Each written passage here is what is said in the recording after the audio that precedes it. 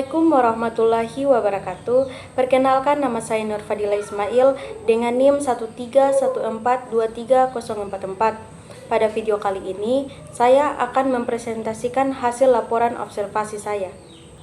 Laporan ini berjudul Pengambilan Keputusan Analisis Masalah Manajemen Individu dalam Organisasi terkait Manajemen Psikologi. Laporan ini dibuat berdasarkan hasil observasi di SDN 88 Sipatana yang dilakukan pada tanggal 9 Desember 2024. Tujuannya adalah untuk memahami bagaimana kepala sekolah menjalankan proses pengambilan keputusan yang berhubungan dengan pengelolaan individu dalam organisasi sekolah, khususnya dari perspektif psikologi manajemen pendidikan.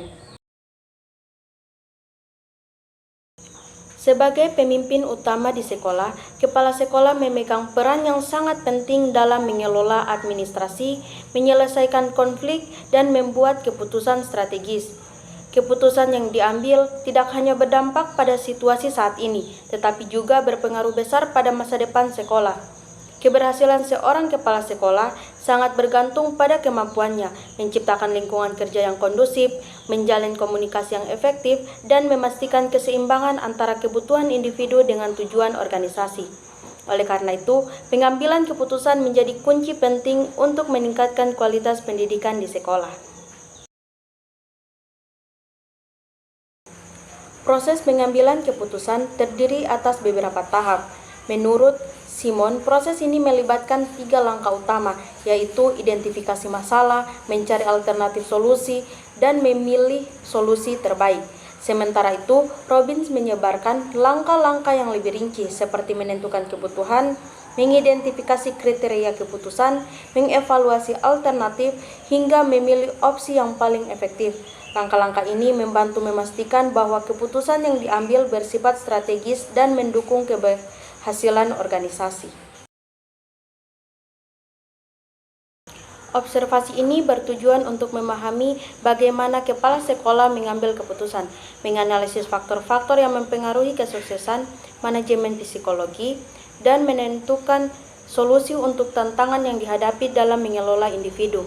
Hasil dari penelitian ini diharapkan dapat memberikan saran strategis untuk meningkatkan efektivitas pengelolaan sekolah.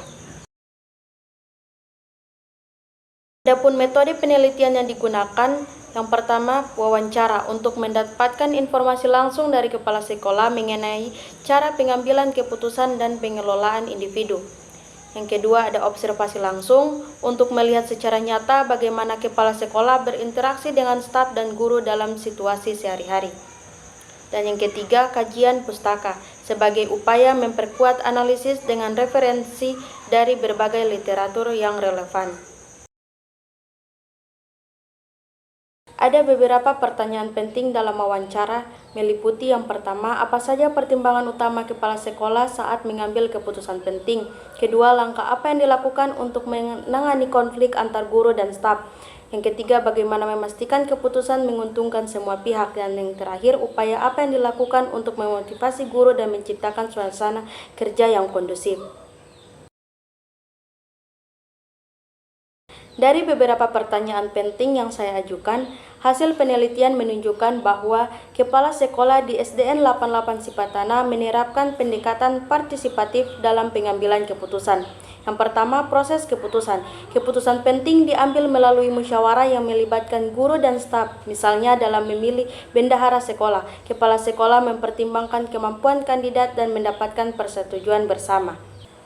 Kedua, penyelesaian konflik. Masalah antar individu diselesaikan melalui diskusi langsung untuk memahami akar masalah, diikuti musyawarah untuk mencapai solusi bersama. Yang ketiga, motivasi guru. Kepala sekolah memberikan penghargaan berbasis kinerja seperti nilai SKP terbaik untuk meningkatkan semangat kerja.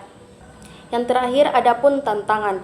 Tantangan terbesar adalah menangani masalah internal yang diumbar ke media sosial. Hal ini diatasi dengan mengundang pihak terkait untuk berdialog langsung dan mencari solusi yang bijaksana.